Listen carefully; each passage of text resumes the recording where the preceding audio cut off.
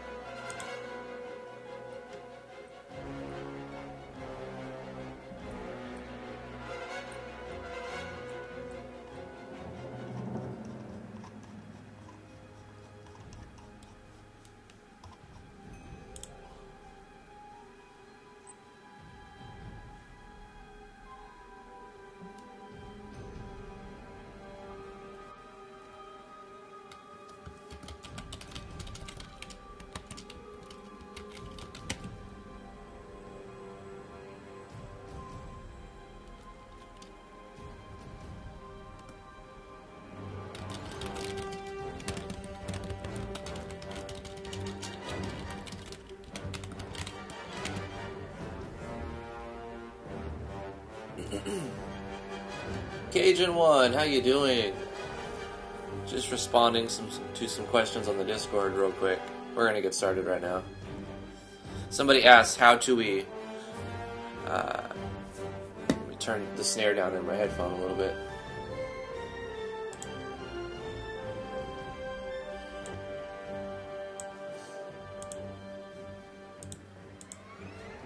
Okay, that ought to do it. Let me know if the music's too loud or you can't hear anything. Somebody asked how to make it so that when a player uses an item, it'll only use it, like, it'll only use the item and won't let the player target a character or something. So to do that, you just remove the scope. Just go to the item and where it says scope, give it none instead of ally or fallen ally or enemy or user. Just put it on none and it'll just use it. Alright, anyway, let's get started. Feel free to ask any questions about RPG Maker, even though we're using GMS. Let's go to the live scene. How's it going, everybody? I'm Drifty from Driftwood Gaming, and we're going to be working in GameMaker Studio 2 today, and our miscellaneous tutorial and refresher project, where we're just going over different lines of code, smashing it together until we have some playable demo. This is just going to be a free-to-play game that we put together using custom resources that I create in Sprite and Photoshop and Open Game Art, stuff I find from Open Game Art, etc. If you have any questions about the engine or any other engine that I use, feel free to put them in the chat. Or if you're watching this as a video on YouTube, which will go live, or it will be posted after we put the live stream down, feel free to leave that as a comment. Wallbound, I hear you. Cheers.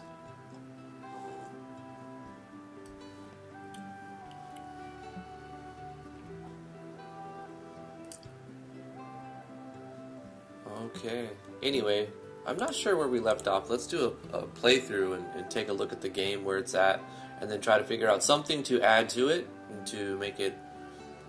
What's the next step? This is a weird intro. Just gonna move past that. Health and stamina. Oh, I wanted to make them animate, so they're animating now. What was the button that I'd pressed? There we go. D for damage. So take damage to see if it would work right, and it does. We take 20 damage. If we press, yeah. And then was it R to restart? Yeah. Programs and stuff. If we click explore, now we're on this menu, which this is where we wanted to switch. Okay, I remember now. I'm going to get rid of this click on the button and get rid of the emitter and the click spot thing, all that. And we're going to make it like turn-based. We're just going to give the players some boxes of buttons. Maybe, you know what we'll use instead of text? We'll use like we'll use a button generator, and we'll use graphics instead of, like, even though we're making the text into graphics most of the time, we're going to make, like, instead of say explore, just make it look like someone's walking. So it'll be like learn by playing type of thing. Okay. When we take damage, we game over. Alright. So let's change the clickbox emitter thing. Clickbox emitter. This is the click spot emitter. We're going to get rid of this. Okay? We're not going to use that. We'll have the fish sign there. And in fact, let me look at the fish sign's object information. What's being stored on the fish sign? All of its variables. Okay. Its stats are being stored there, and it's checking itself to see if it has any HP. If not, it destroys itself. And the drawing is drawing itself and setting its HP bar. We're using this line to draw an HP bar. Okay.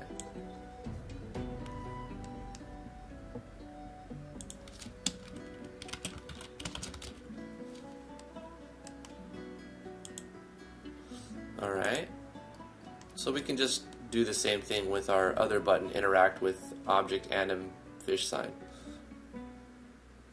We'll be specific the first time and we'll interact with this specific object, but then we'll set up some database so that we can reference enemy or target, and then that'll be whatever is in that location. Like the object that we're currently fighting will be passed into that variable of target or enemy, so that the same code can be used for every battle, even though we're battling different objects. Okay, so the first step that I want to do is we've removed the click spot thing. We need to create a new button and create that as, we need to make the artwork, and then we need to import that as a sprite, and then make an object and assign that object that sprite. So I could go into ASprite, which I normally do, but there was a website that I used to use.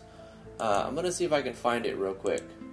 It was an art generator, it'd be a good resource to reference. I haven't used it in, I hope it's still up, like a year.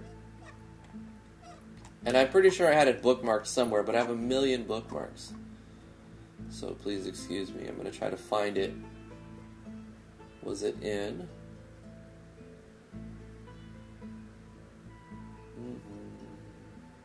How are you guys feeling today?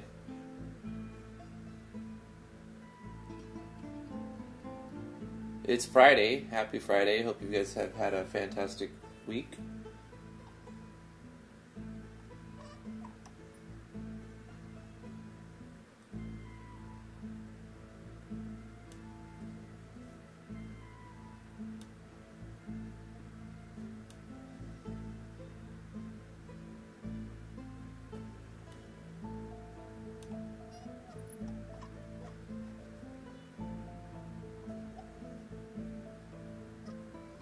I would like to find this icon generator website. I could just Google that, but I believe I did have a bookmark just like underestimated how many bookmarks I actually made. And it has been a while since I've checked it out. Okay, I'm going to say resort to a Google search. Game button generator. The button factory? Nope, it wasn't this one, but this is another one. Button optimizer? Nope, it wasn't this one. There are quite a few of these, actually. Button generation? Nope, not that one.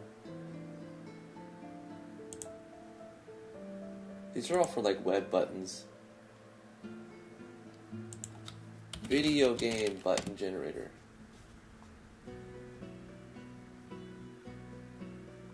Fantasy game button maker. Is this a Pinterest site?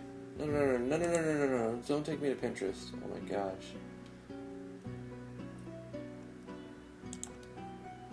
I tweeted about this a long time ago. Can you search your tweets? Do you guys know if it's possible to search your own tweets?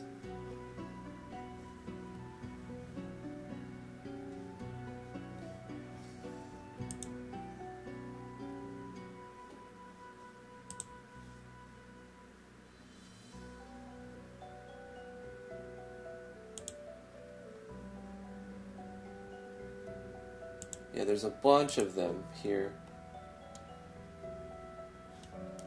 Let me see if I'm getting any. Good morning, Will Black. How are you doing? Good, sir.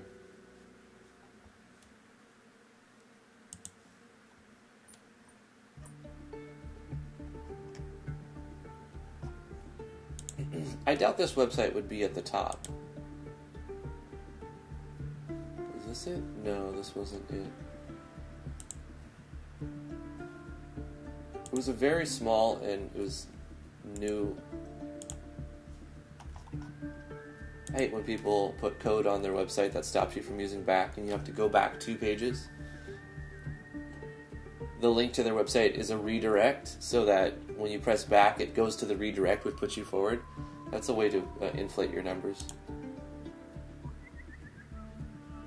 I tend to blacklist certain websites.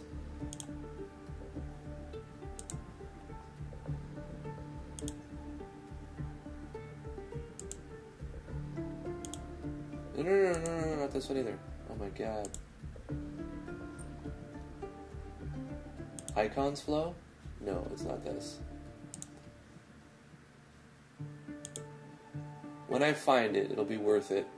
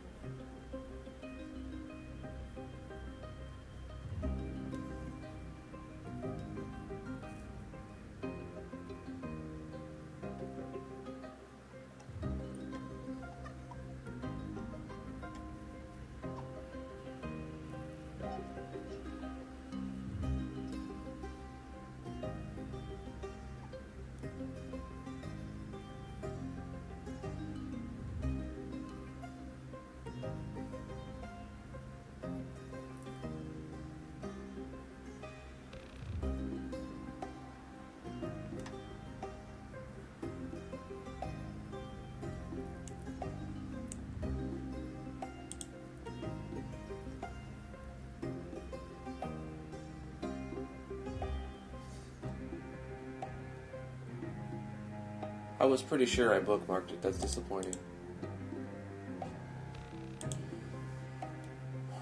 I found them on Twitter. It was a group of people who made fantastic buttons, and they had a nice generator.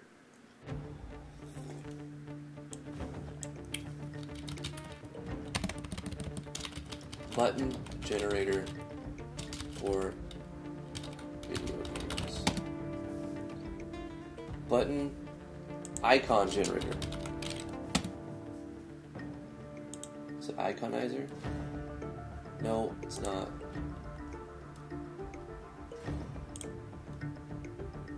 Hey, I found it! Yeah, it's this one. Gosh, it took so long. Here we go. Sorry about that. Guys, this is a good website for getting your icons for like video games and stuff. We'll put this link in the chat.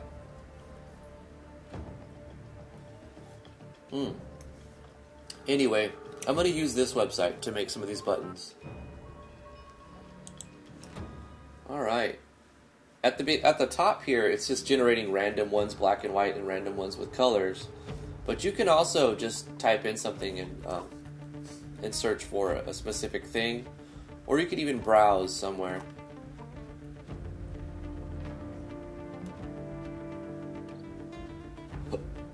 Oh gosh.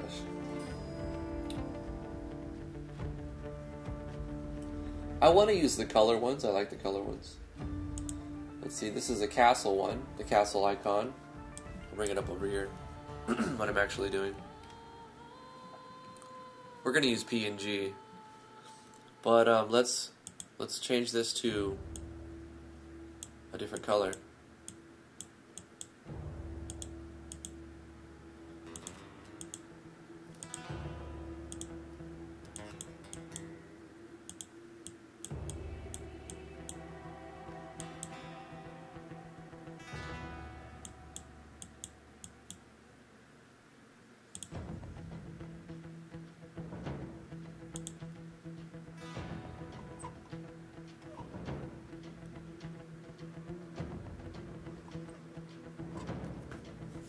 It would make sense that I make this a square instead of like a circle.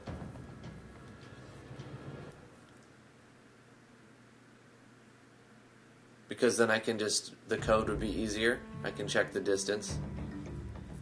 So for simplicity, I'm going to keep these square buttons.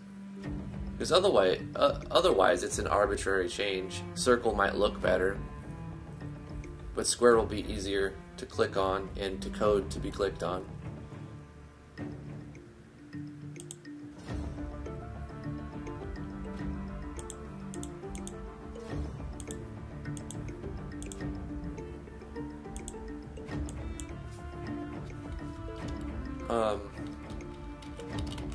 Town.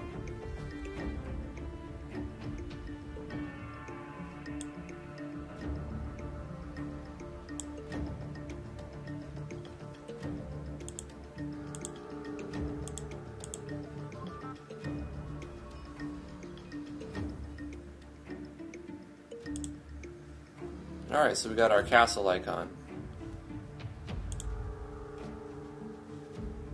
Let's go ahead and bookmark this.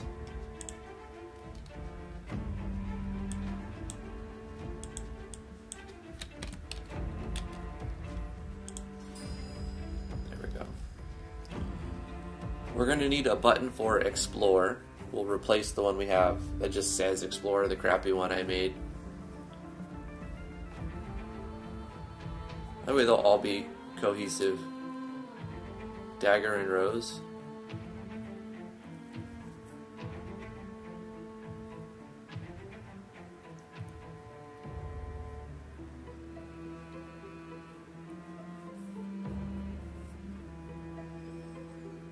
What if we type in something here? Explore.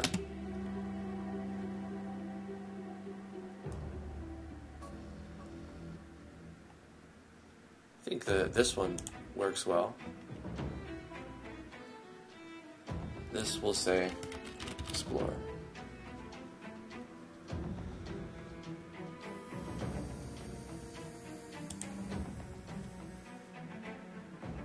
Okay.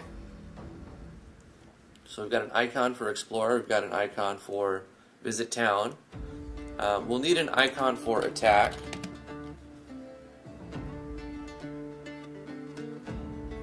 Right here.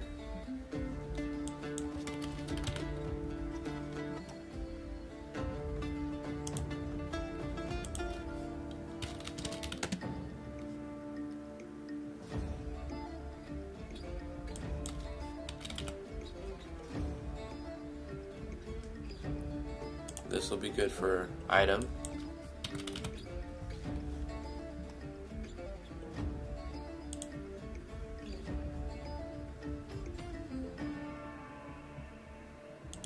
What will we need? Flee. Right, run away.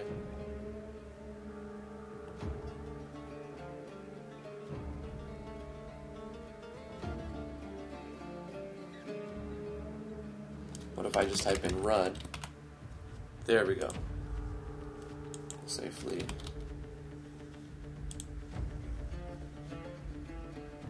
This will save us a lot of time. We'll resize them. Creative copy 3.0. I wonder if they're submitted by different people.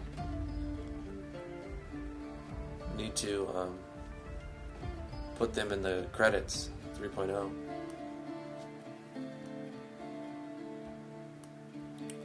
What else will we need? Like skill or spell or something like that. Anvil. I feel like I'm going to want to use this for craft later on. Just have it. Since we saw it, we'll grab it. Going to use an icon for skill or spell. I think this looks good.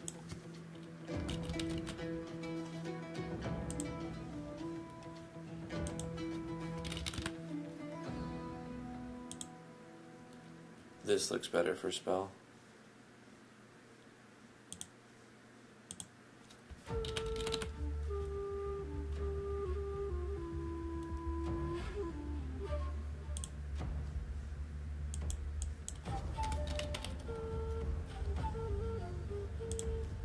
Just grabbing a few arbitrary ones.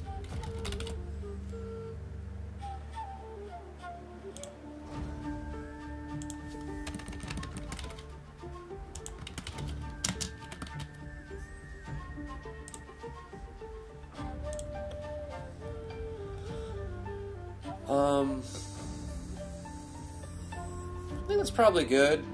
Status, maybe.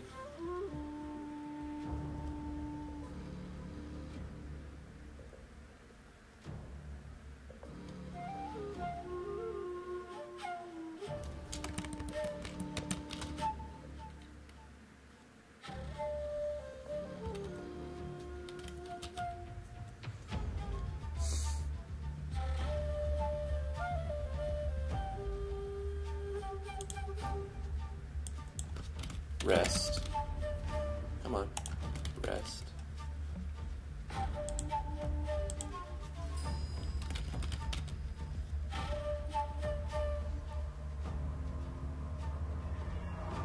Squirrel.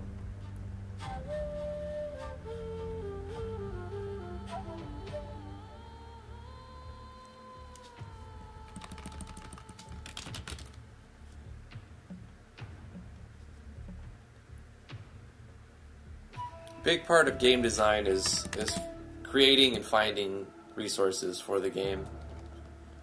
Wound? I think we have enough to do some stuff in the engine now.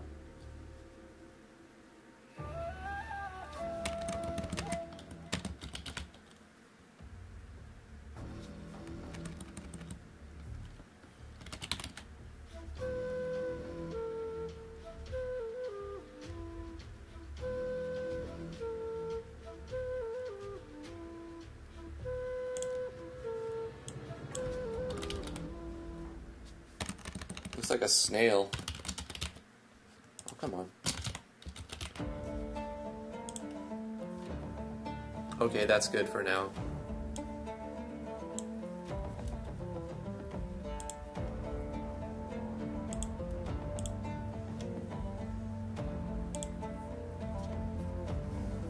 Spaghetti, hello, how are you doing? Tony Dev, how's it going? Sugar Zoo Zoo, good morning. Good evening for you, Spaghetti. You live in Belgium? Awesome. Okay, well, we have some art assets. Let's import them. Let's create sprite. First of all, let me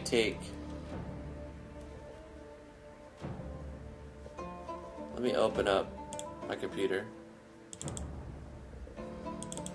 and take some of these icons, put them in custom assets, and I'll put in art resources, and this will be from, what's our website? game-icons.net.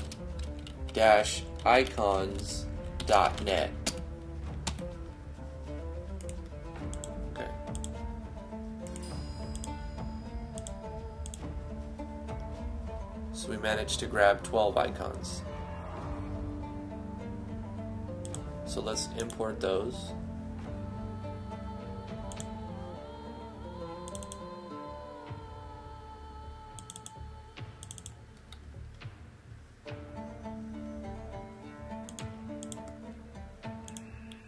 I'm going to import them individually so that I can reference them individually instead of referencing them as one image, one sprite, and then referencing a frame. I could put all of these in one sprite, and these are all different frames, but it'd be easier for me to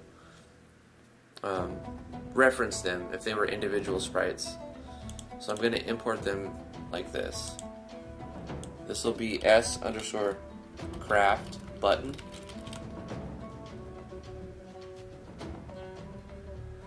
And they're way too big, so let's go ahead and put them to 128 and maintain aspect ratio. And the center will be middle center.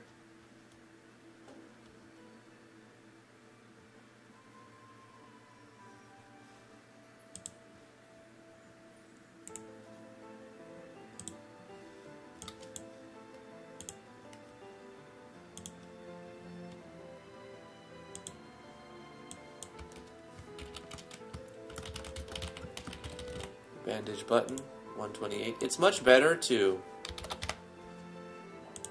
resize down, like get your art assets at a higher resolution than you need and then squish them down, than it is to get them at a lower resolution and stretch them out. So downloading them at 512 by 512 is not a problem. If the engine didn't automatically do this, I could still do this in Photoshop. It would just take an extra step. I'm going to go with the camel case naming convention.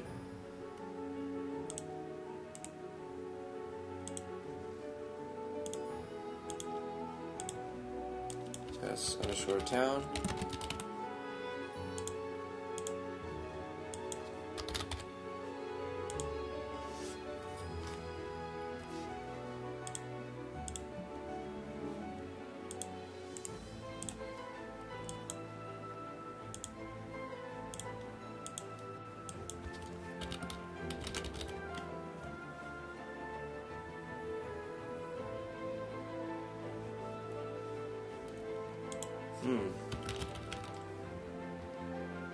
I'm going to have to rename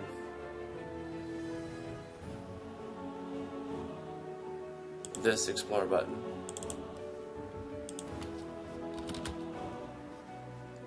to the old one and then replace this one. So the one that's being referenced will just update. I don't have to change any code at all for the Explore button that I've already put in the game. I'll probably have to move it, so it's fine. Whatever. Also, let's stick with our convention and be specific. This is a town button. That's not the sprite for the town. It's for the town button. And we'll press, what is it, Control S, Alt S to make a new sprite. Import S_rest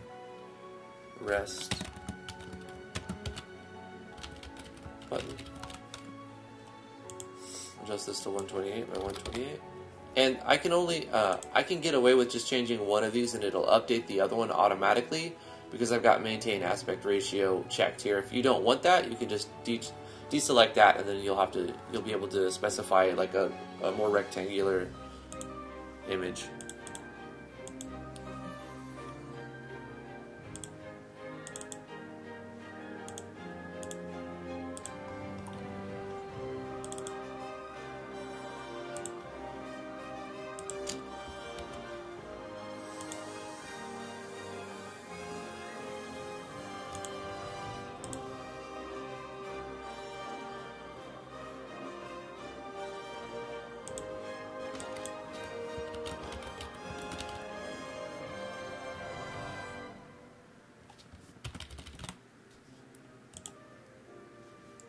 That's not what I wanted to do.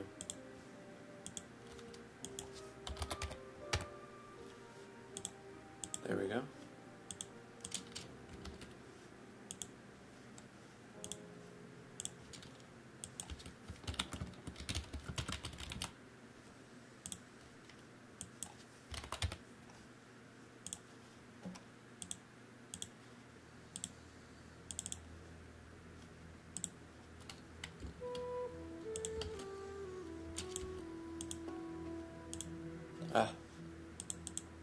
Import.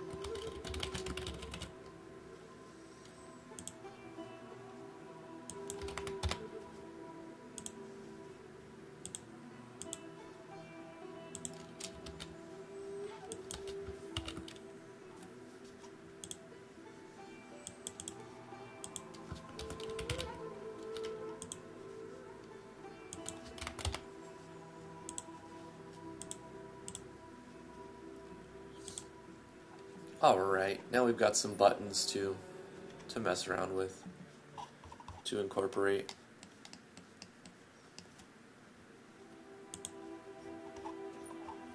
Let's make some objects now and start assigning these sprites to objects.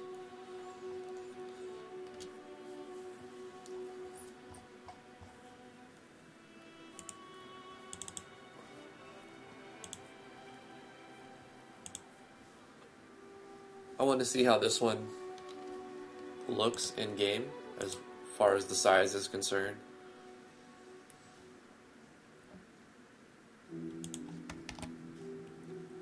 Well, I think we've resized. Did I not change the size on the Explore button? I did not do that.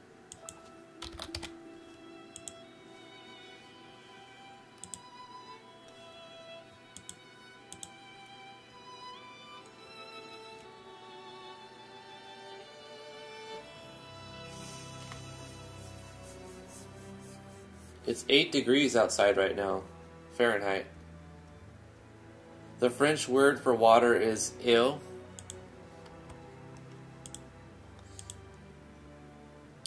That's sort of an inside thing. We were walking in the store yesterday, and we were looking for some waters. And I was like, you say agua to say water in Spanish. Because I speak a little bit of Spanish, and T speaks a little bit of French. But she's like, I can't believe I can't remember the name for water in French.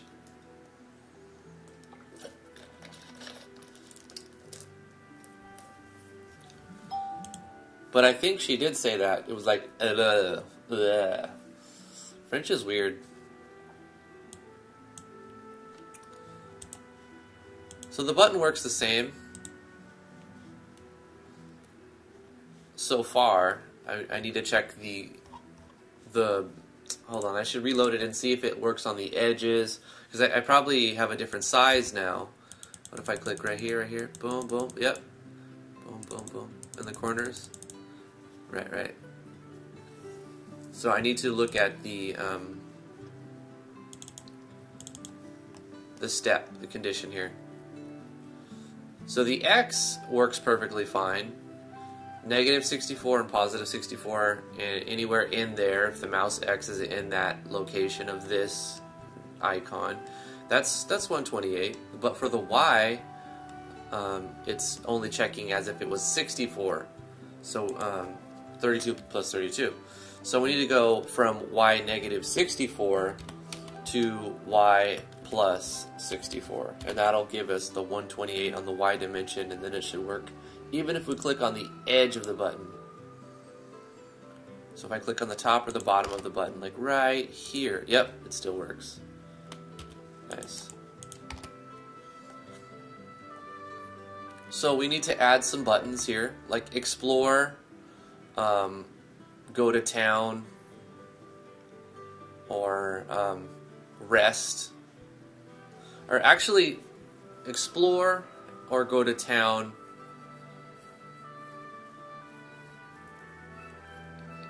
and then like a status button. But for right now, let's just add the town button here.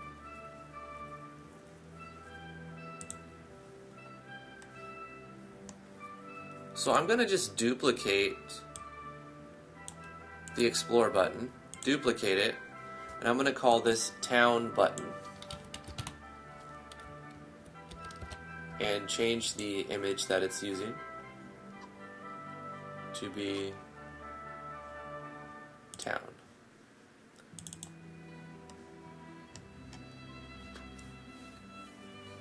And this will be where it's drawn. So I want to just make it go, where do I want the button? Below it? Or to the left of it? All I have to do is subtract another 128 to put it further to the left of it, and then if I want some padding, I could subtract some more from the X to give it a little bit of space between the buttons. Let's just go with 8 for padding, and I'll go resolution. Kyla Czar is now following. Thank you so much for that follow, Kyla. Appreciate it. So all of these numbers, instead of just putting in an arbitrary number, I'm referencing them so that I know what's actually happening. We've got our resolution minus the image X minus padding minus, now we're adding another thing on this one to add image X minus padding, right? And for this one, we're saying we're drawing it from the top, so we don't need to add its resolution. So we draw from top.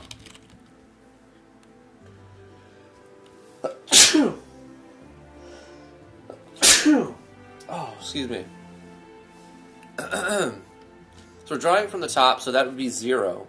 So we just add to bring it down. So 72 is a buffer.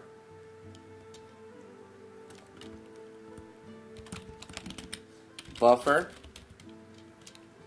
plus image X, image Y, which needs to be changed to 128 for the no, actually this is just buffer. All we need is a buffer. We don't need the image Y at this point, but we'll add a buffer. Oh no, we do want to, wait, we're just moving it to the left, so it'll be sort of at the top.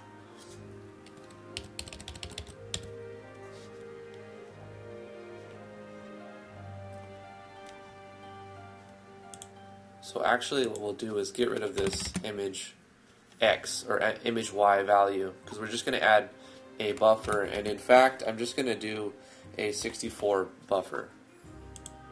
So they'll be closer to the top.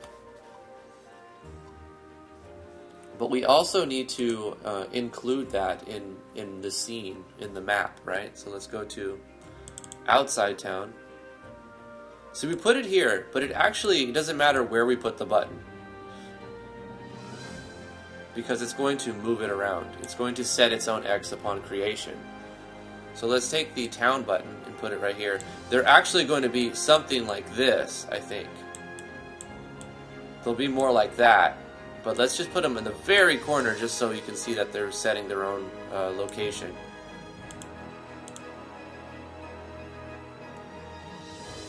We could put them in the center of the screen if we wanted. You see, they moved them over a bit. They moved themselves over by when we set the...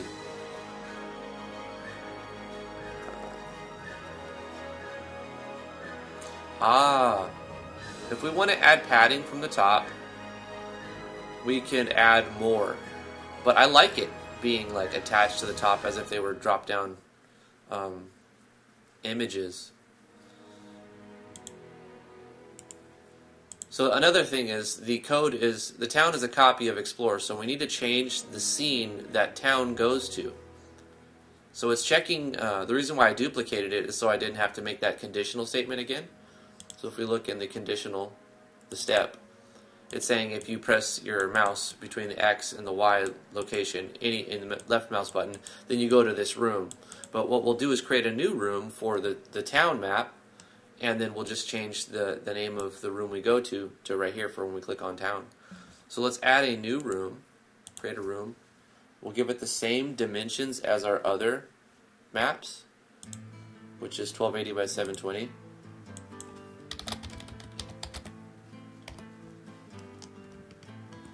Using middle mouse to manipulate stuff, zoom in and zoom out. Now press F2 to rename it. Use the naming convention just so I know what I'm talking about. R underscore, and this is going to be town. This is going to be our town. You know, I should stick to the convention and change this to lowercase, turn battle system, and this also lowercase, just to conform to my own naming convention. Before I forget, that'll make me have to change one thing inside the Explorer. So this would have to be lowercase as well, because it checks verbatim. When it's blue, it's saying you're going to reference this variable you created. If it's red, then it's like, oh, we know what you're talking about. It's in the database. See how it turned blue? Because the capital thinks that we're talking about a variable, in which case it would crash and say cannot find this variable. We're going to change this to something different. We're going to call this R underscore town, the room we just created.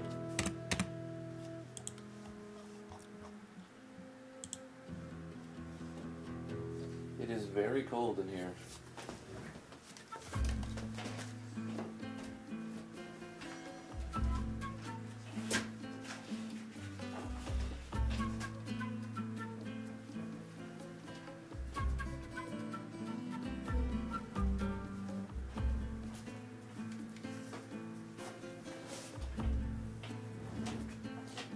Thank you, Sugar and Wallbound. It was getting a little chilly. Okay.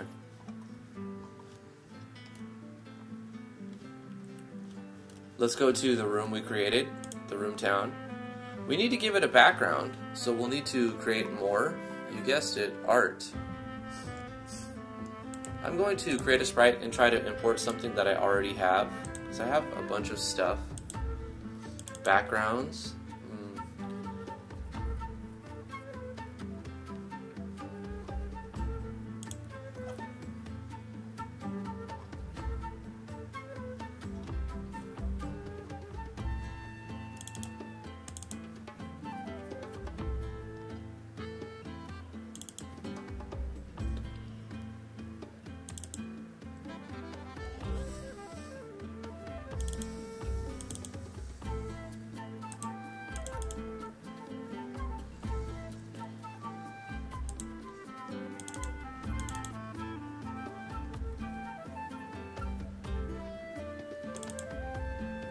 This will work for our town. So we'll call this S underscore town. We need to resize it, 1280 by 720.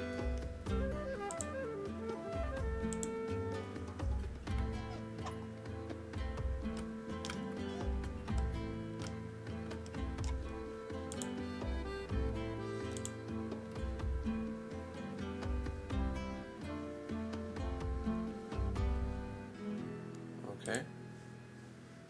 Now on the room, we'll go to the background layer and select a sprite. And we'll select the town sprite we just added. That'll work perfectly fine.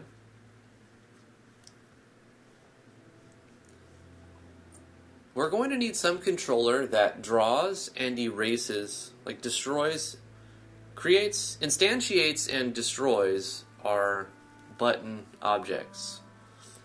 They don't need to be persistent because you won't always have access to the same buttons on every scene, every map. So let's make a controller object that's going to remove buttons and add buttons depending on what map we are moved to. So I'm going to make an object that won't need a sprite or anything. This is just going to be a button handler. And this will be a persistent object, and we'll put this on the first map that our initialization area.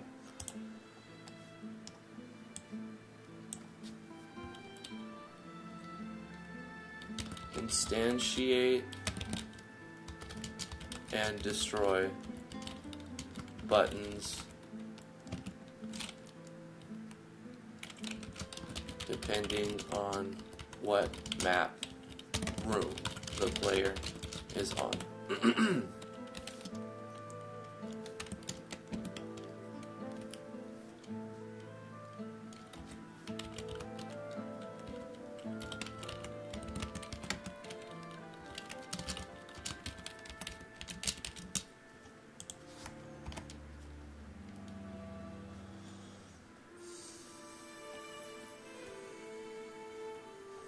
If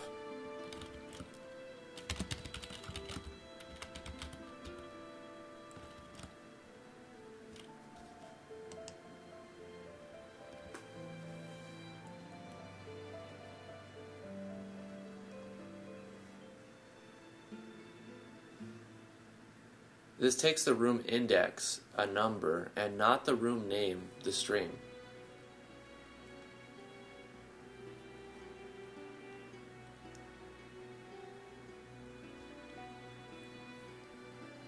Okay, we won't need to use this actual function.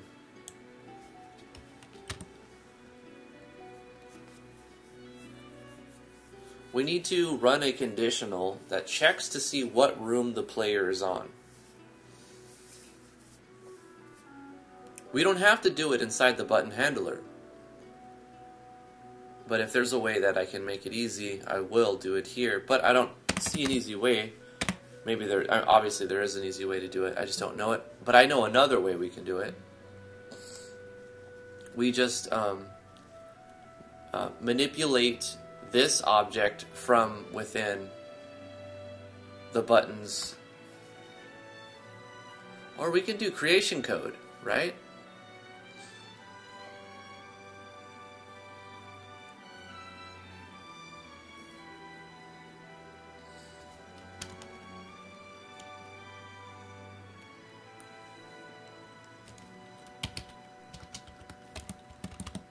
Okay, how am I going to do this? Set up switches in this object, and then with creation code on maps, turn on switches, right? Let's see.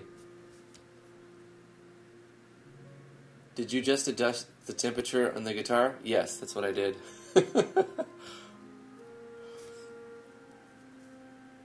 My thermostat is Wi-Fi and has a microphone. And it responds to chords to change its settings. E minor means go 2 degrees higher.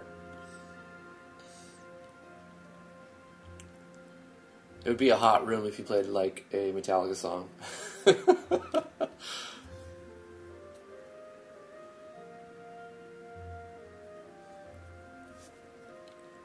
So we'll create switches. A switch for each button. Let's just go ahead and do this. We'll say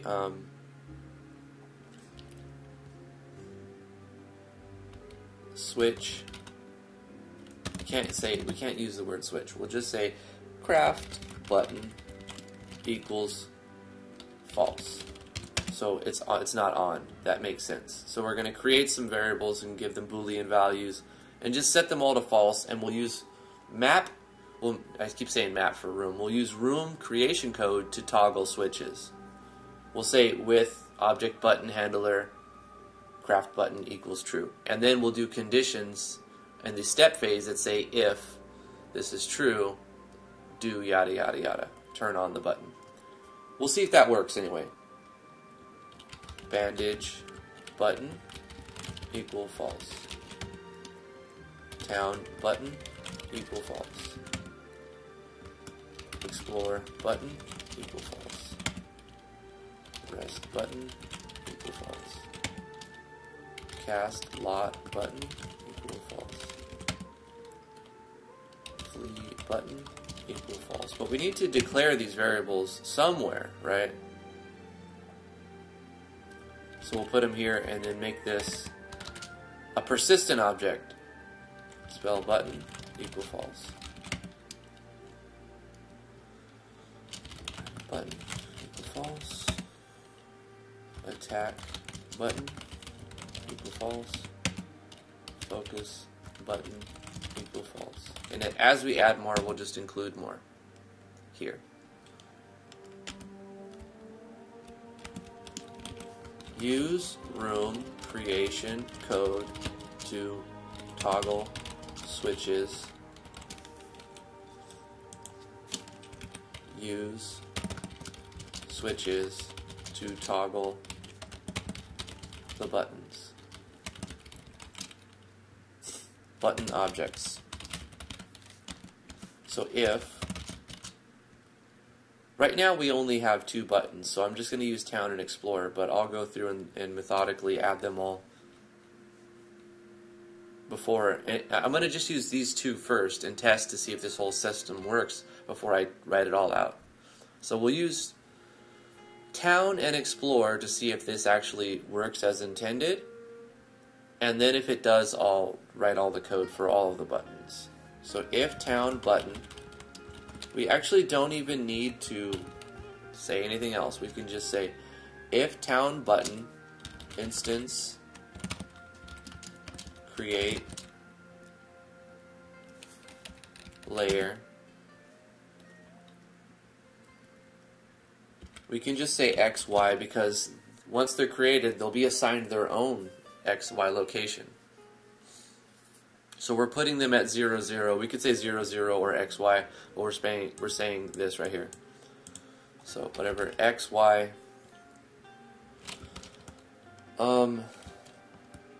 Maybe we should make a button layer that appears above everything, so the buttons are never covered up by other things. Button layer. And then the object we want to create is object underscore town button. And we could encapsulate this in like curly braces, but since it's only 1 line of code, we don't need to. So it'll look better if we just do like that. But we have a problem here. Button layer doesn't exist, and we're going to create this as a persistent object. So that means it's going to be, this is going to happen. This is going to potentially be ran on all the maps. So all of the maps that are going to have the potential to have buttons drawn on them needs to also have a button layer if I'm going to instantiate them on a button layer.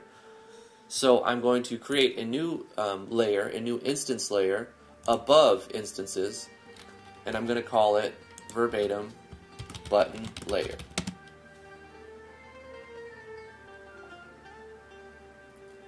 It feels redundant. Having a layer named layer. So I'm actually going to rename it and just call it button. It's an instance layer called button, and it'll appear above all of the other instance layers. So let's go through all of our maps and include a button layer. We have our town with a button layer. I'm going to just put it here anyway in case I want to add buttons for the game over screen. nope, not F2, new instance layer, and then F2, nope, F2 on this, and we'll call it button. Or should I make it plural? Buttons. Instances, buttons. I like that idea. Since we're not saying button layer, we'll just say buttons.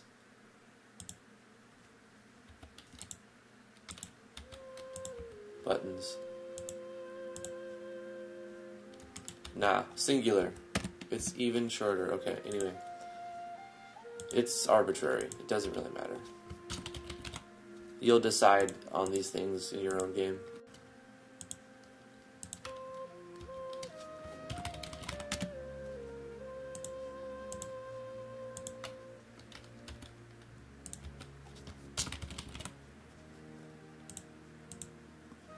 So how many maps do we got? Rooms 1, 2, 3, 4, 5. So we got 1, 2, 3, 4, 5. And they all have a button layer. Okay, that works fine.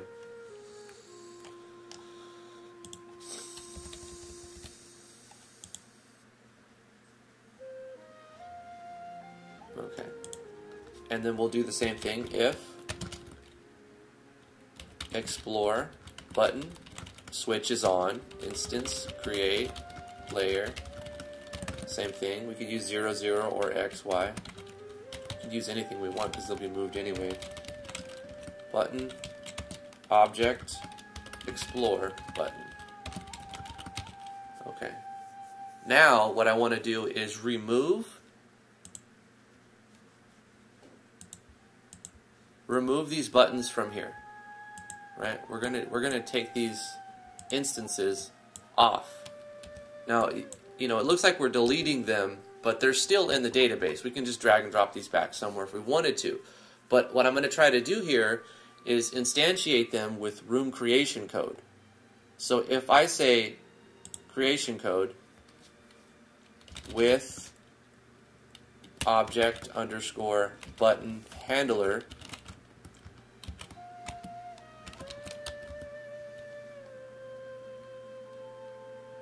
what did I call it? I just called it, okay, town button. Yeah, town button variable equals true now. And explore button variable is true now. So when this room is created, it should turn these switches to true. Another thing I'm thinking is, once they're turned on, they'll stay there. And I would need to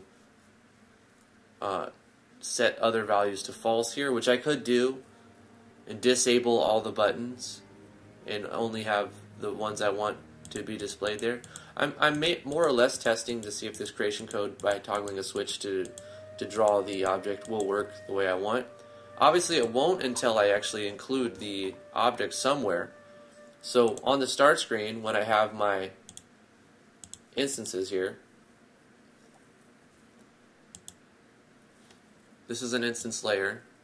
I'm going to create, or I'm going to drag and drop the button handler on the button layer.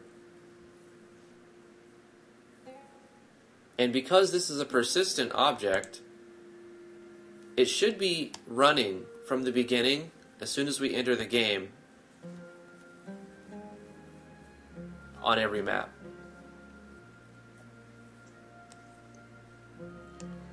What we actually need to do is turn this out of the, take this out of the create and put it on the step. But then, oh, okay, we need to make a conditional. So we don't want it to create this object over and over because this needs to be moved to the step. Because it's only going to be created once. So, like that. We need to go to the step and do this.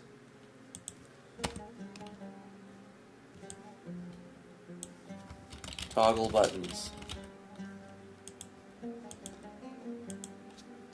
But we need to make a condition as well. If town button and, so if the town button switch is on, is true, and exclamation point instance exists object underscore town button. So what this is saying right here with the exclamation point in front of it, it's asking the game, does town button already exist? And by the instance exists, it's saying, does it exist? But with the exclamation, it does the opposite. So it's saying, if this object does not exist, because this is the not handler, not the bitwise, but the logical not handler, if I'm correct. And this is saying, when the town button does not exist and the switch is on, create that thing.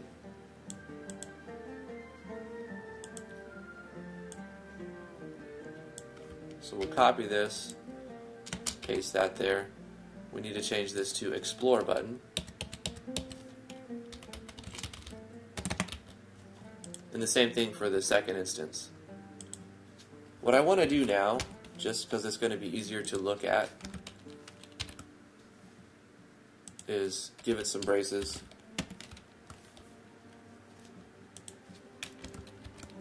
Like that.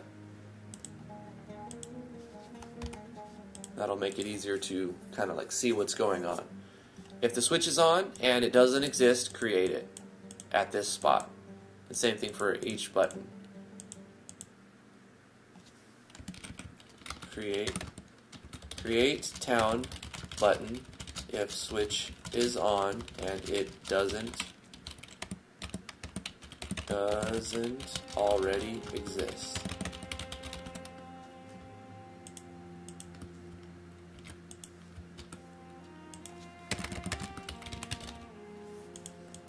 You don't have to comment your code like that, but it's kind of recommended that you do. So like, it makes perfectly sense if you look at this right now and you know what you're doing, but years from now, if you forget even how to use the engine, you look at your old project, like, what was I trying to do here? Like, this is a very simple example, but it could be a lot more complicated, and at the time you know what you're doing, so it's all legible. But say somebody else looks at your code, you know, and you need them to help you with something. You want to make it as easy as possible to let them know what you're trying to do. So commenting your code like this is probably a good idea. So what are we doing here? Creating a town button if the switch is on and it doesn't already exist. Same thing. Okay, great. We got that. Let's move on. We've put this on the map, and it runs. And on the town creation code,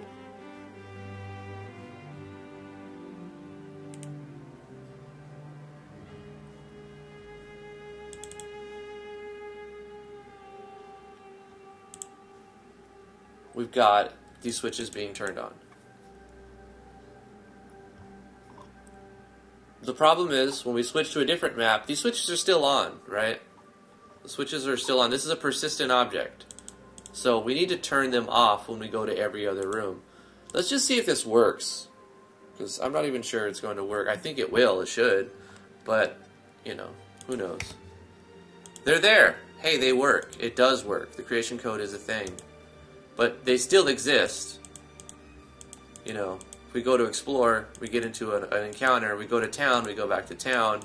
What we need to do while we're exploring is turn the switches off as the creation code, right? Like, we don't need to see explore and town when we're inside an encounter. Right here, we need to see other buttons. Options that are going to say, like, fight, spell, item, run.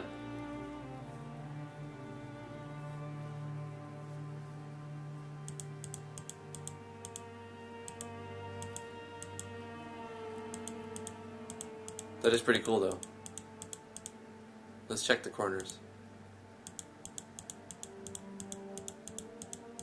Oh, we're in town, that's why it's not working. It works, even in the very corners of the buttons.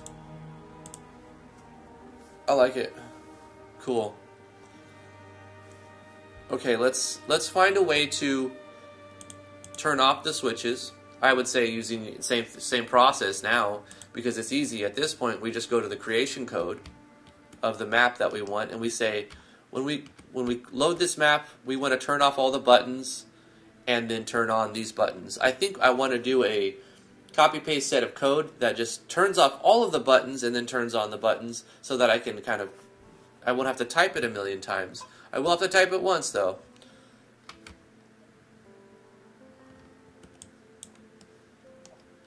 So the creation code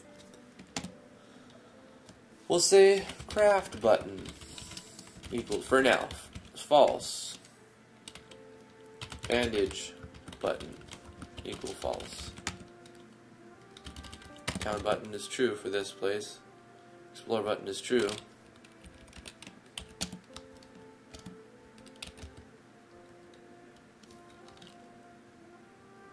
Rest button. We're going to turn that on to heal the party.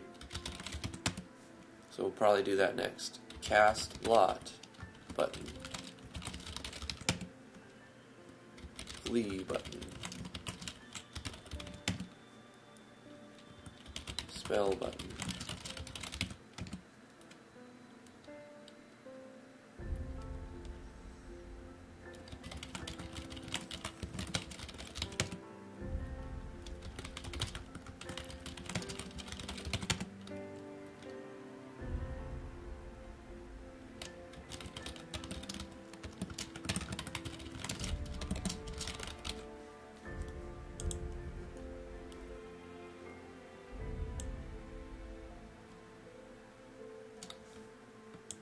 So I can copy this little bit of code and go to, let's say, start screen we won't need to. But what if we get sent back to this? We need to do that as well. Because say we start the game and then for some reason we get sent in the same game without reloading it back to the start menu. That doesn't exist yet, but if we do that, like make a return to main menu, we'll have an object that's already loaded and the buttons won't be removed. So on the creation code for even the start screen, I'm going to turn off all of the buttons. I have a problem with this though. You know what I need to do? I need to make a script and call a script, because this is not the right way to do it. Because think about it, if I add, like say I add 10 more buttons, I'll have to go to every map I create and update those 10 buttons. But for like setting everything false, what if I make a script and the script just sets everything false and then I add 10 buttons? Well, then I just add 10 buttons to one script and all of the maps that are calling that script will be updated because I'm referencing the script. So this is not what I want to do. I want to copy this. So let's use a script. We don't have any scripts yet. We're going to create a script, and this is going to be called SC underscore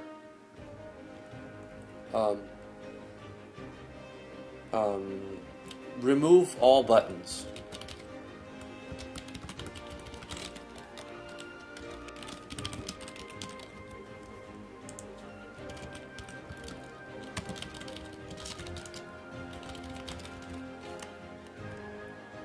Remove all buttons template. Modify this instead of all of the rooms creation apostrophe s creation code when adding more buttons. Alright? And we'll paste that in here. So with this script is going to say with this object do all of this. Let's rename this script actually. SC underscore remove all buttons. So we need to call this script in the creation code and then do anything else to turn buttons on. I like this. 1, 2, 3, 4, 5, 6, 7, 8, 9, 10, 11. 1, 2, 3, 4, 5, 6, 7, 8, 9, 10, 11. Okay, so this is all of them. We've got our script. Now we go to our rooms creation code, and we need to say What did I delete? Hope I didn't delete anything. Anyway, whatever. We need to script underscore remove all buttons, like that. And when we use this little bit of code at the end, this means run.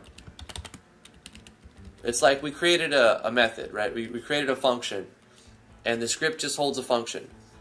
And so we're saying execute the code inside of that function, in that script. So all we have to do is copy paste this to every creation code, or yeah, every room's creation code, and then underneath it, just turn on the switches we want. Instead of turn off all of these, turn these on. It'll be a little bit cleaner. So on the start screen, we're going to remove all the buttons. On here we go. On the battle, we'll turn off all the buttons. When you're outside of town, we turn off all the buttons. We're going to need to do something here, right? So let's go. Turn off all the buttons. However, after we turn off all the buttons, we want to turn these two on. Right? And then game over, creation code. Also, turn off all the buttons. While you're in town, creation code, turn off all the buttons. In town, we might want to say, go explore.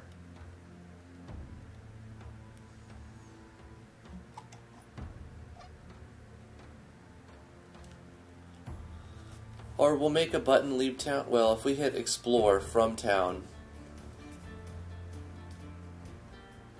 there's no need to make a staging point. That would just give unnecessary map movement. So yeah, we'll just keep the explore button here. So with object underscore explore button. No, with object underscore button handler, we want to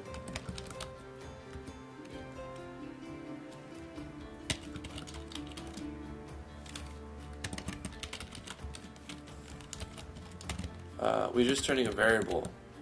What did I call it? Just explore button. Explore button is the name. So inside the town, we want to be able to click the explore button, so it's going to be set as true.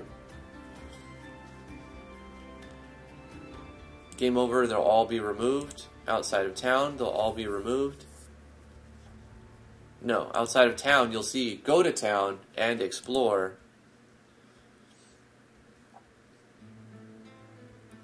So at some point, we'll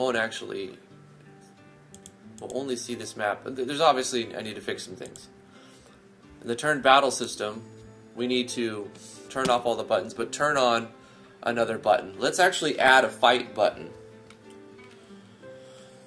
with object underscore button handler.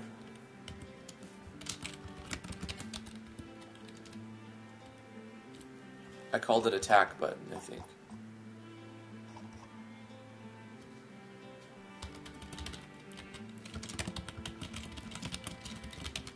Attack button will be true. What other buttons? We'll have spell button will be true. We'll have item button be true. And flee button be true. So when you're in battle, when you're inside the turn battle system area, you have 4 options. You can attack, you can cast a spell, you can use an item, or you can run away. That'll be good for now. Of course, turning these switches on isn't going to do anything yet, because we need to create objects for them and assign where they're placed and assign what they do when you click on them. I need a common event. That's what I'm using the script for. It's like we're calling that common event.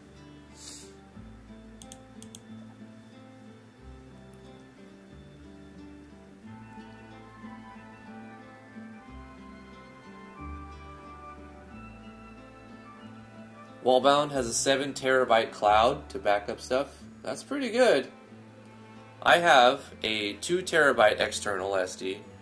I have 128 gig SSD, or 2 terabyte hard drive, not SSD, external HD, 128 gig SSD, 1 terabyte SSD, and a pair of 2 gigabyte hard drives in the system.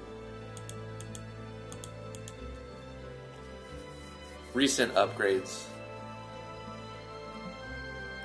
Okay, so we've got these 4 buttons, switches turned on. We've got the sprites for those. Let's make objects for those buttons as well.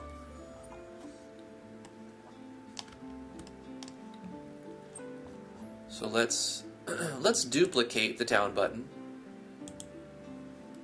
We're going to call it attack button and assign the attack sprite. On the create, where do we want this button to be?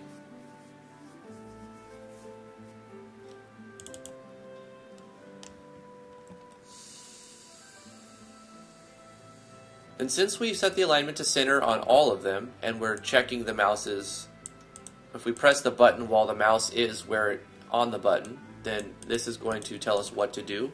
When we click on the attack button, we don't want to go to a room though. We want something else to happen.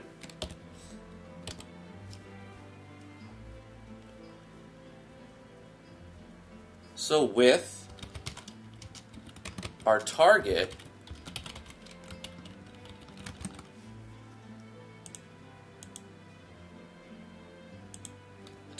where is target defined? That's a variable. So I'm saying with object, that's named variable. No. With what object we set, okay, I'm going to be specific right here. Instead of being, I'm going to make it so that it works with this one object, and then we'll figure out a way to alias an object so that it can be interchangeable with another. Right now we only have one enemy anyway, so we're going to say with object anim fish sign. That's our enemy. We have to beat the sign. It's really tough. So with our fish sign, it's storing its own HP. And it will check its own HP and kill itself when it has nothing left. So we're going to take away, let's say 10 HP. With the animated fish, HP minus equals 10. We also should create animation, particle effects. We need to do a particle emitter, a particle engine. I want to open up one of my other projects where I've already done the majority of this code. And I've done a lot of particles with Particle Designer.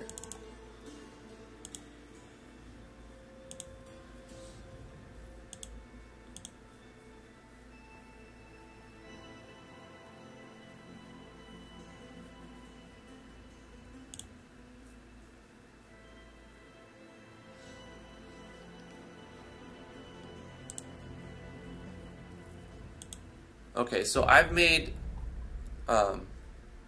scripts for my particles, and then I'm referencing the particles like all over the place, really.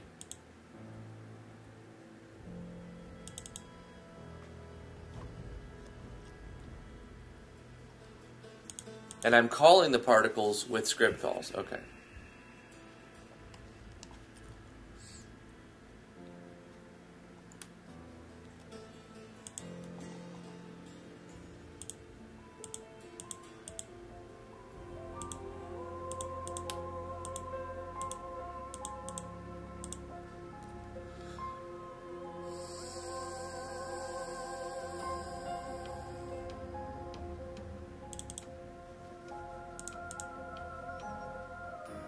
So that's all we have to do.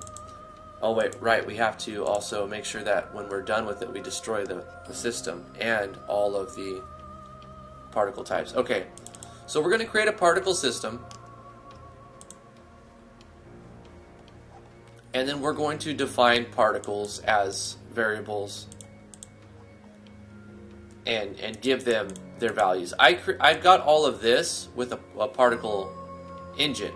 Like, I've made these one at a time and then copied the code for them, made them with a third-party editor. I might as well show that as well. It's called Particle Designer.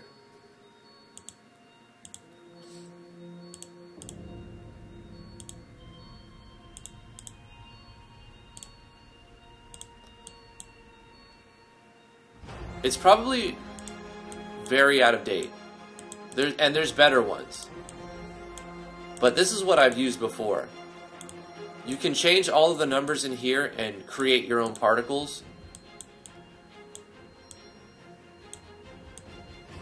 And you export these and you can create your own particles. So you need to define.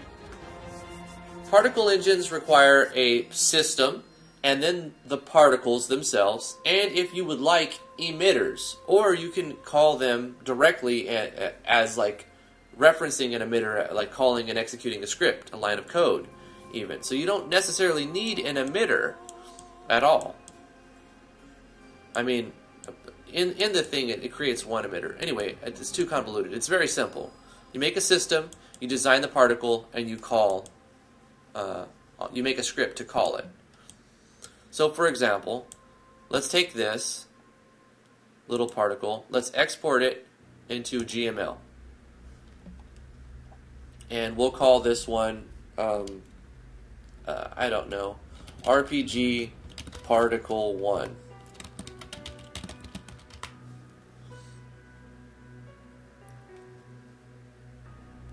And where is it being stored so I can open it? GameMaker Studio, Particle Designer, inside M15. Actually, I'm going to move. I'm going to put this somewhere else. We're going to go here, Custom Assets, make a new folder, so it'll be reference. Custom Particles. And we'll save that as a GML file. Error. It's probably out of date.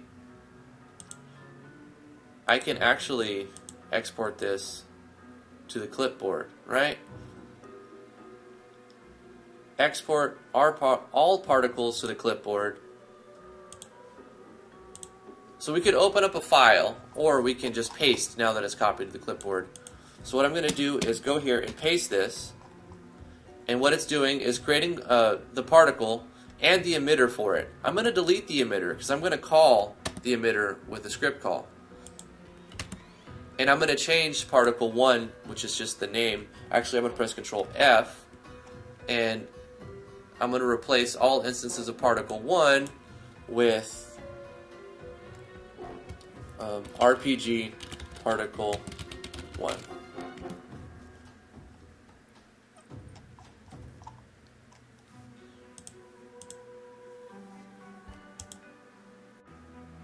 Oh, okay, wait. I have to do find and replace particle 1 and replace it with RPG particle 1.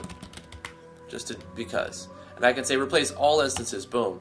So now it's replaced that, so I can reference this as RPG particle 1.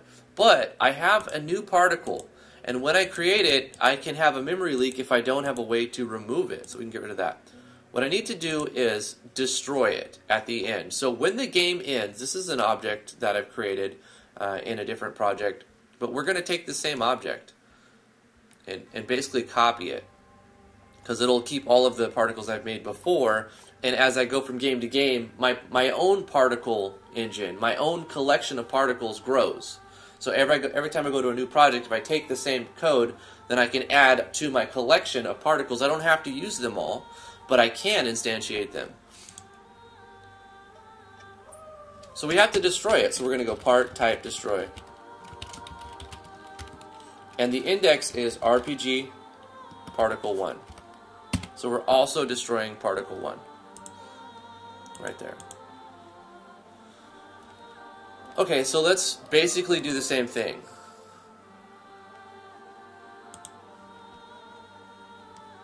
I'll create a new persistent object in our project here. I'm going to create a new group called particles. to separate these objects from other objects. And I'll probably create more groups to change. Actually, let's do one more group. Add another group and call it controllers. And we'll move our database things into them. Like ClickSpot emitter is a controller. The object controller is a controller. The player display is a controller. The button handler is a controller. And then I'll create another group. We'll call this one buttons. And then we can move all of our buttons into that group. This is just for organization. When you start having a ton of objects, it's going to help you.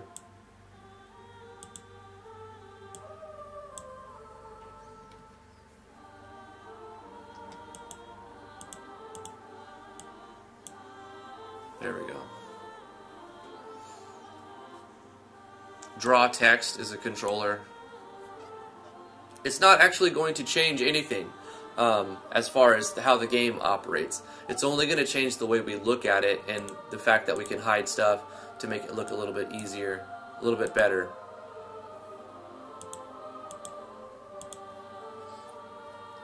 So let's add a new object inside of our particles. We'll call it O underscore.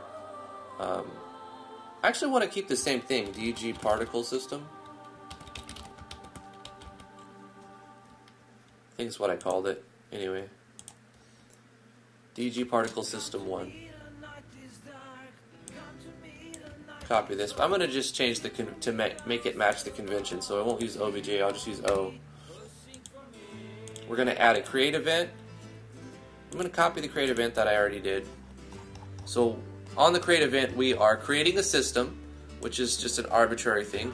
We'll need to change the layer that it's created on, or add that layer.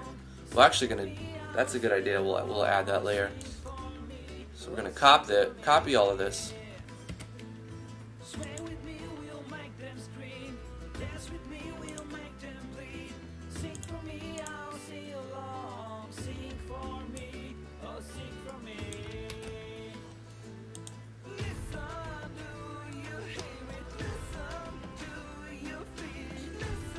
So let's make another layer. Particle layer. Is that an instance layer? I believe it is. Let's go to a map. Yeah, it's an instance layer. Particle layer.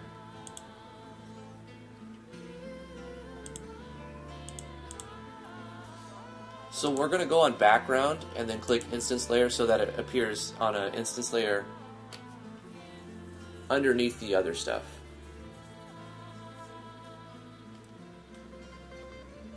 Do I want multiple particle layers? Not right now. So I'm going to drag this up and put this on, should it be over buttons? Yeah, above buttons. F2, I'm going to call it particles. Very simple. I don't need to be redundant like I've done in my other projects and say particle layer, blah, blah, blah. Just particles. Simple name for the layer. So now I need to change the reference of that as well. So I can just say particles here.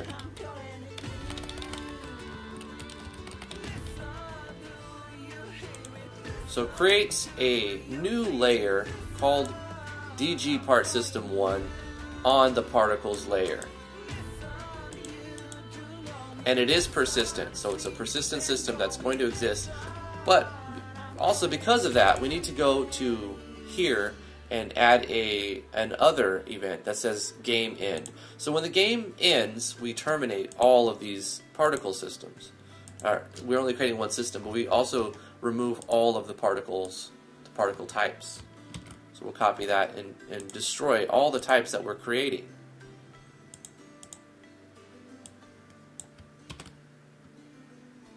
So we can prevent memory leaks.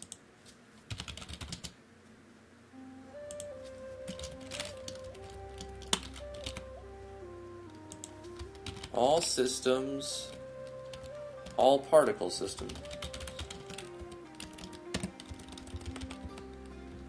and particles to prevent memory leaks. I'm trying to do a better job with annotating and commenting my code in every subsequent project I work on, as well as expanding the assets that I've created. Eventually we'll get to the point to where I have enough of a base to make a game that could be, you know, profitable. But it takes time. You really have to build your own libraries of things. Okay, so we have our object. We need to make it persistent, and we also need to put it into the game. So on side, we actually need to change. We need to add the particles layer to all of the maps. So we're going to add another layer and hit F2. Nope, not right there. Click on this, hit F2. Particles. On all of our maps at the top. Particles. But this is going to be really awesome. We're going to be able to do a lot with particles. I'm going to try to do less than I did in when I first figured out how to do particles. I had big particles everywhere and it was just kind of messy. It doesn't look very good, but if you use them minimalistically and you use them correctly, they add a lot in a little way. Yeah. In little ways, multiple small uses of them, instead of just like big particle effect. No, just several small particle effects at all the right places and times.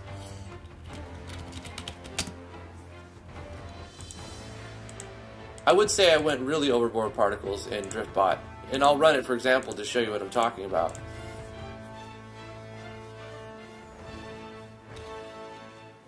This was also a similar project. This is all particles being drawn right here, which is fine, and then if you click, you've got particles following the mouse. That's cool and all that. Any key to go forward. But as I move, I'm drawing particles right here. This little spray is particles. These are just circle objects with particles being drawn on top of them. If I click somewhere, that's creating a particle and then creating another particle on top of that that's spraying stuff. If I run into these things, it's displaying, I think it's 2 particles, or it's probably 1 particle. One particle type, in that every time I'm drawing particles, there's like a repeat going on, so that every particle type that's being drawn is multiple particles. Like, for example, that is a random number between like 8 and like 32 particles. Boom. Probably not 32, but maybe like 16. So you can see there's particles all over the place, right? I kind of went overboard with it. This is an attractor. This just brings everything in. If I'm holding this, they double their speed. And I'm collecting materials here. I forgot how to use everything. I'm glad I made a text pop up to let people know, even myself, how to play the game. Create oxygen generators to make the planet habitable. Move the DriftBot WASD. Gather fuel to power your oxygen generators. Left click on the generator to add fuel you've collected. Spacebar to place generators. Escape to close this text. Okay. Close the text, and then we put a generator down. Left click uses our materials, but it gives it fuel. So we can go around and with 10 materials we create them. Let's right click to absorb materials, and then we left click to use our materials to apply fuel. And as these things are, look at how many particles, just overkill. It's really overkill. As I right click, it's playing a particle.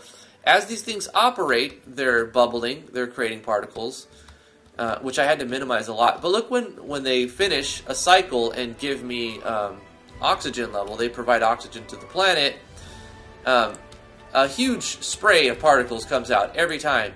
And if you have a bunch of these, it's just a massive amount of particles. And I thought it was fantastic. I liked it a lot, but like in hindsight, I'm like, I could have made more sprite work. I did the animation of these little things with sprites. I could have done more sprite work and less particles. So I'm going to try to take that approach. Less particle effects, but definitely include them because they're awesome. But less big, smaller particles. I want smaller particles and more animation, more animated stuff. So this was one part of the little project that I was working on.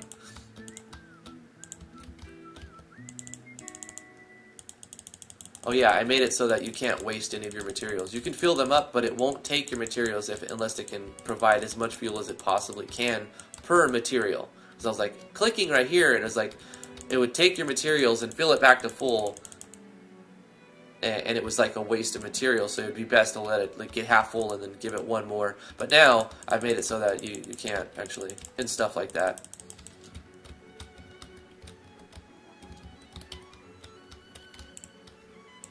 Anyway, another thing I was working on is this little area.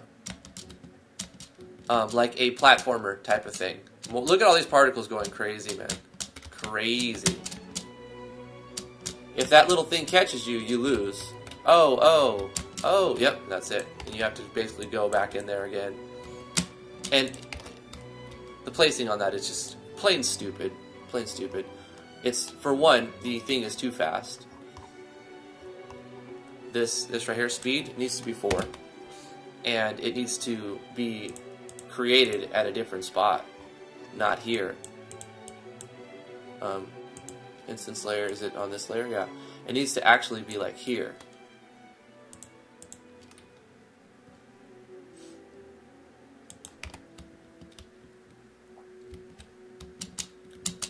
That's better. So if that thing touches you, you die. I was also going to add a stipulation where if you hit the star and the thing touches you while you have the star, it doesn't do anything. If you leave right here, you get extra materials. You gained extra materials for doing that.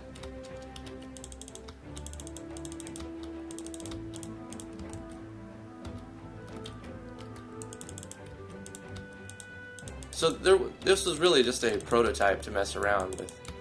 And you go back in here. And we've got this trail of particles following the player.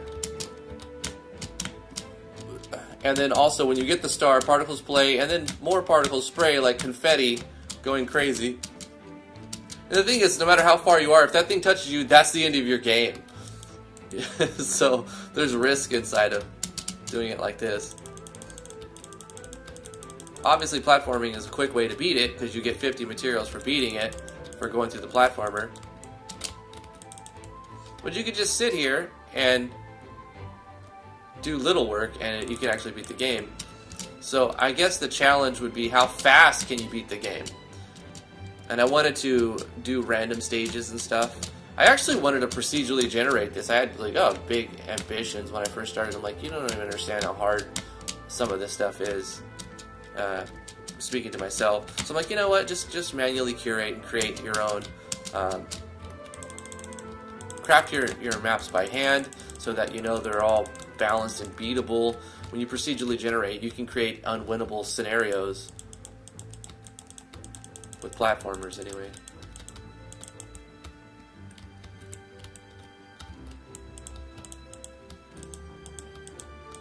I guess there is some kind of compelling thing. I do want to just kind of beat the game, but it's so far away now.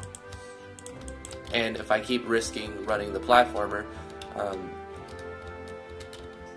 I could just game over. So I think doing it a few times is a good head start so that you're generating. You know, now you're just supplying fuel for your generators instead of whatever.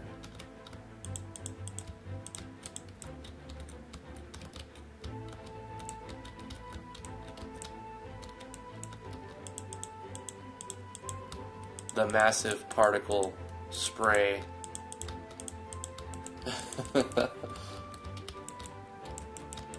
Coxie of Nooped, how you doing?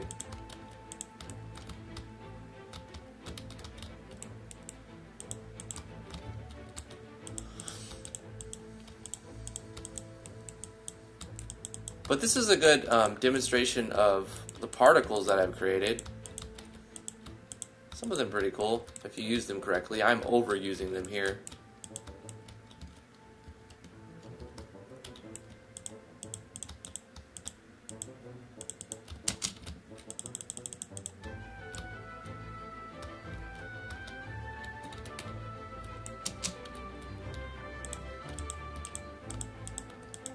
So I wouldn't say there's really any strategy. This is kind of mind-numbing type of gameplay.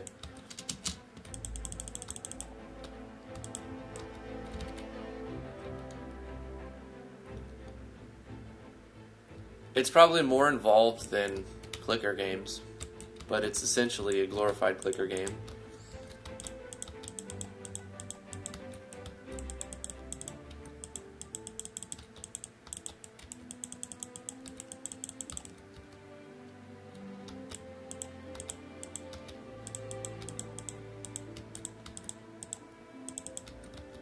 I should go into,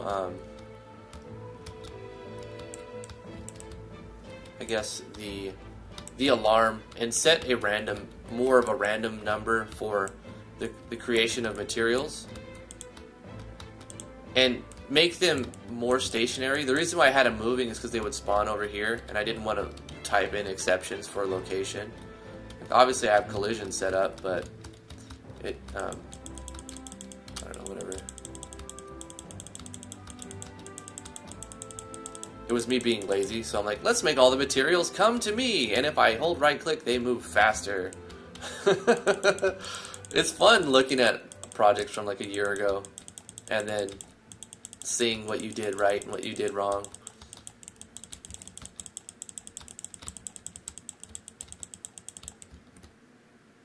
We're halfway to beating the game, and we've only used like a third of our time, not even a third. So the game isn't hard if once you learn how to play it. Especially if you start by running the platformer a couple times. You don't actually have to do the platformer part of the game. Which I should have branched out into it. This should have been its own project. Really, this platformer should have been like its own demo. I don't know why I combined them. It was because I didn't want to rewrite or copy-paste the code that I already did. Boom. 50 extra materials. 2, 3... 4.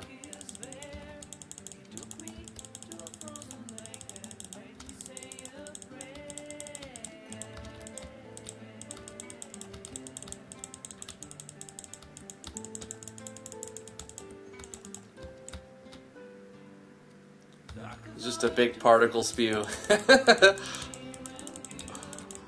Yeah, I'm actually really happy with as far as I got on something like this. So when I was first messing with this, I really had no clue at all what I was even doing.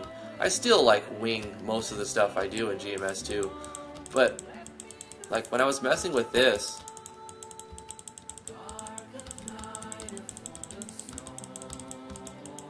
I was literally just reading help files for the majority of time. Like I spent more time reading the help files than actually working in the project. It's cool to have a demo that I can play with a win condition, even though it's a simple core game loop. We could still lose if I try to, we can lose in two ways. If I don't supply fuel, like if I just sit here, eventually we would lose because we wouldn't supply fuel even though we're collecting materials, and time would run out before the oxygen level. There's not enough in these generators to do that. Also, we can lose if I get caught by this blue thing. Just game over. Like, boom. I wanted to make it, I think I already mentioned this, so when I have the star on, it doesn't, it won't kill me. Like, it'll actually make the thing go super slow and move away from me, probably, something like that.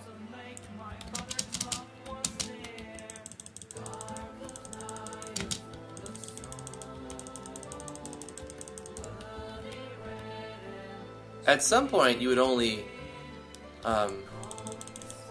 be able to fuel generators and not place anymore, because, well, I suppose you could, because you can get a bonus of 50 from doing the platformer section, right? So you can always place more generators depending on how many times you've ran the platformer section of the game. This game is like a mishmash of things. Also, there's a little bit of a layering issue I see right here. This is drawing on top of the health bar, and I want the health bars to draw on top, so there's even a bug right there. But I'm not going to mess with it right now. I'm happy with this demo where it's at.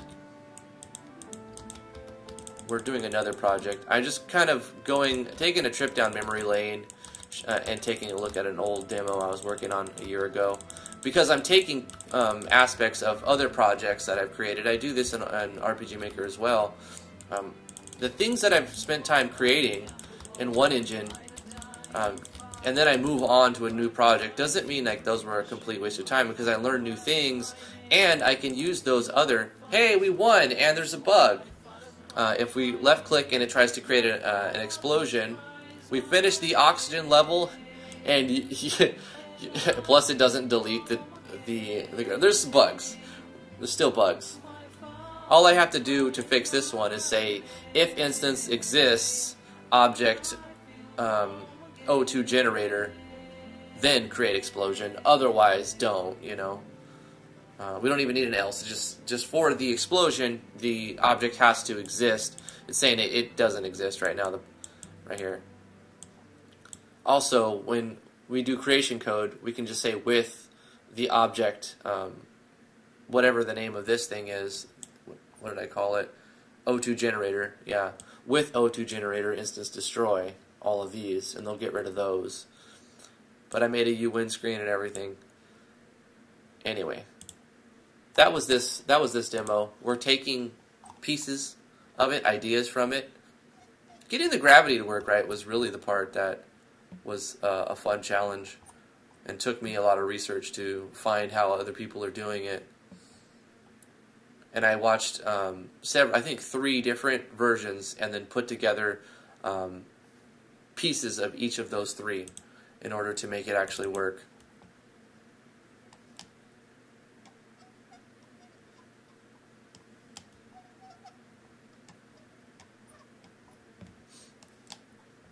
Anyway, guys, that's where we're going to end the live stream. Thank you so much for coming.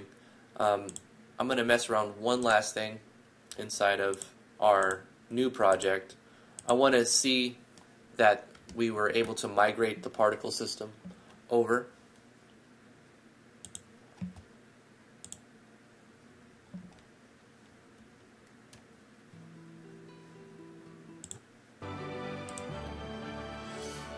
Yeah, let's do that real quick.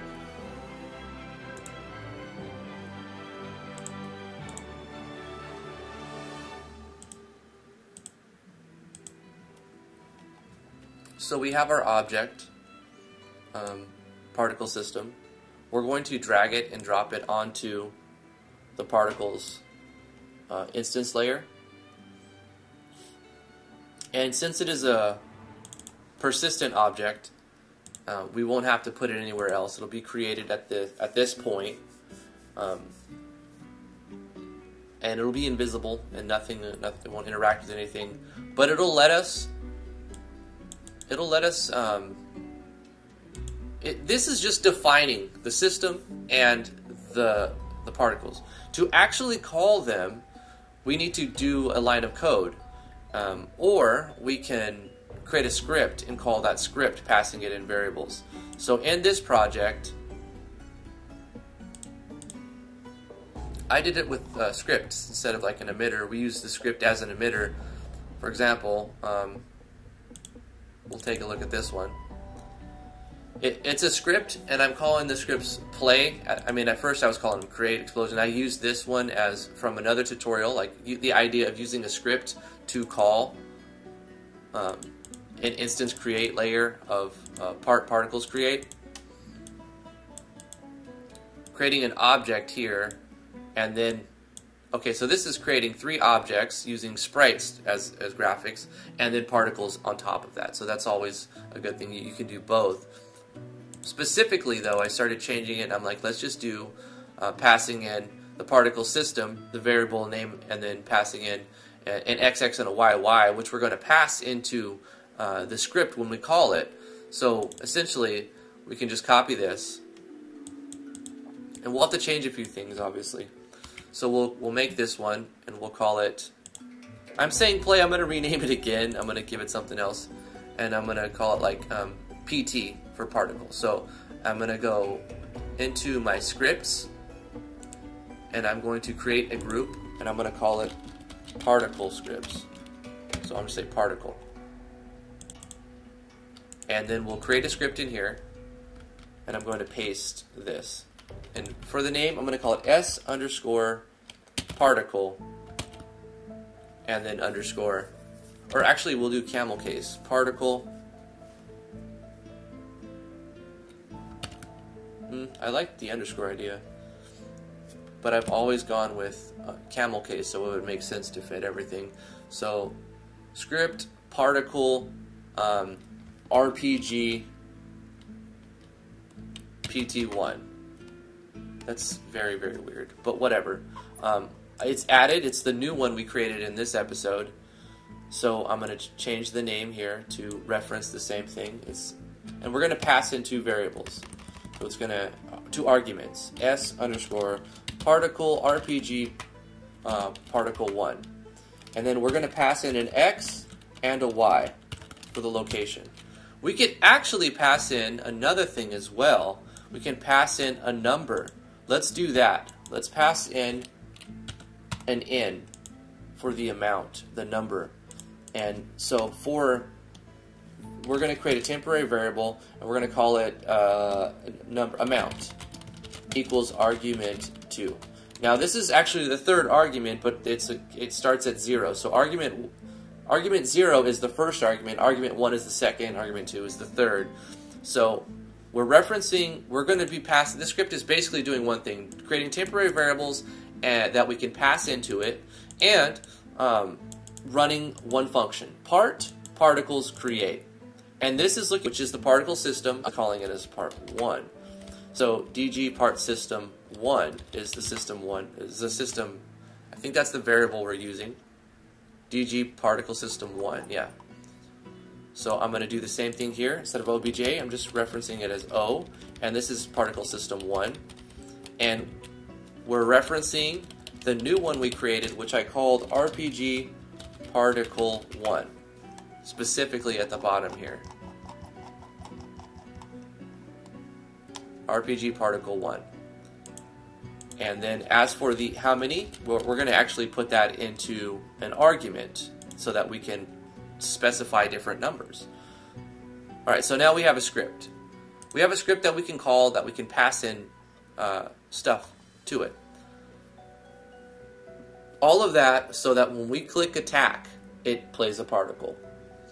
So with the animated fish sign, we're going to execute a script. S underscore particle RPG particle 1, and we're going to pass in X, Y, and let's say 10 particles. Because we get to, because we set amount, we can just change this number, not the script at all, and we can use the same script to have it play a different set of numbers in different instances. So we don't have to have 5 scripts for the same particle. We can just have one when we want it to play for, in this spot, for 10, and the same one can be used when we want it to play just this one little flash. I'm exaggerating it with 10, like I do sometimes, because I want to see an effect. I want it to be visible, and then I'll minimalize it, narrow it down, maybe even reducing the size of it or the number of particles that are being drawn. So we're going to draw 10 particles when we click on it. And the reason why I'm going with this is so when I say X and Y, it's looking at the animated fish signs X and Y. And also it just fits because it's there, because we're changing the HP on the fish sign. Right now, I would want it, obviously I would want it to toggle the enemy's turn, and then once we've attacked or done anything, used an item, tried to flee, etc., it would be the enemy's turn to do something. So we would toggle a turn system here. We would use a switch to toggle to enemy turn. But I'm out of time, and we have a lot to do for that to happen. We have to design what the enemy can do. We still want to set up our other buttons. So we'll leave a comment here for where we're going to start our turn-based thing. But right now it's going to be just, it's a sign and we can smash on the sign, pretty much, to beat it. All right, so let's see how it runs now. There's probably a lot of bugs. We did a ton of stuff without any play testing. Let's see if it'll even get into the area where we need to be. Press enter. Okay, if we go to town, okay, then the town button disappears. Explorer is still there. We don't have any buttons. Okay, so when we go to our room, turn battle system, let's look at our creation code. Attack button is true, spell button is true, item button is true, flee button is true. We haven't created those buttons at all. So what we're going to do is duplicate the town button, and we're going to call it attack button. I made attack button. Okay, whatever. Item button. I didn't actually have it draw anywhere, so that's fine. Item button. We're not going to do anything with item button yet. We'll have to take a look at it. But this one right here, it's not being instantiated. It's not being drawn.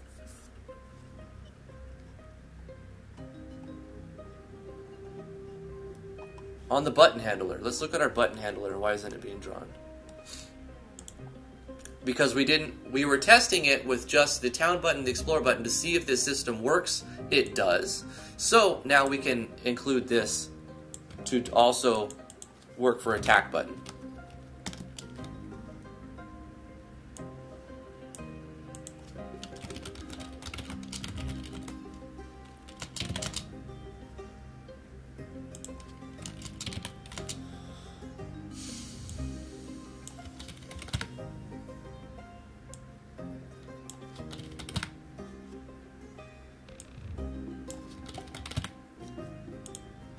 Yeah.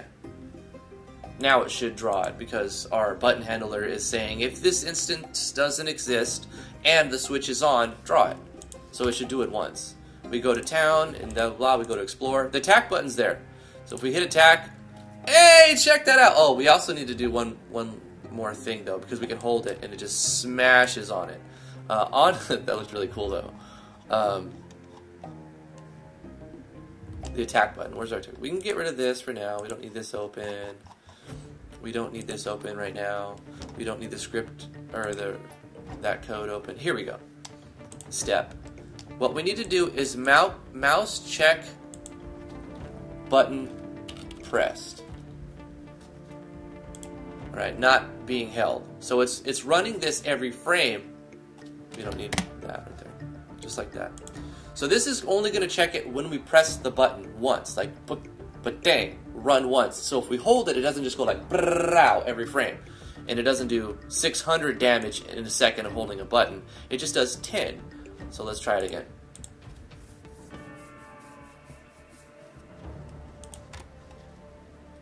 Town, explore, attack. Hey, that is cool, man. I like that. I swallow cum. Ho, ho, ho. You are very close.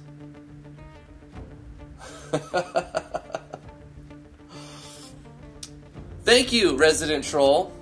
Appreciate that. I think that's pretty cool.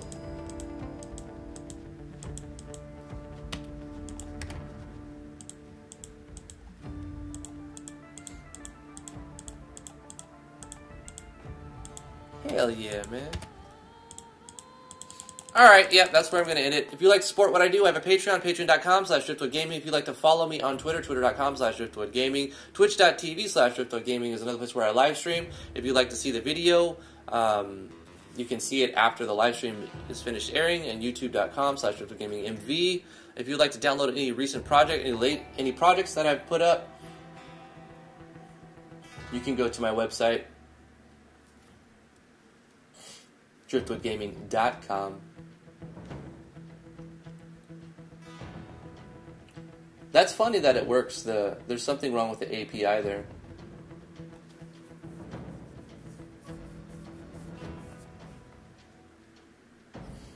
Anyway, guys, thank you so much for coming. If you want to come hang out in the Discord, link is in the description below. And thank you for all the trolls for the interactivity. You're keeping it fun for me. And we did it. I'm really happy with the particle system working here. So we've got, you know, something there. So it's not just drawing sprites. And it works going through. We probably want to draw like a whoosh, and we'll add some sound effects too. Anyway, I gotta go, guys. Bye-bye.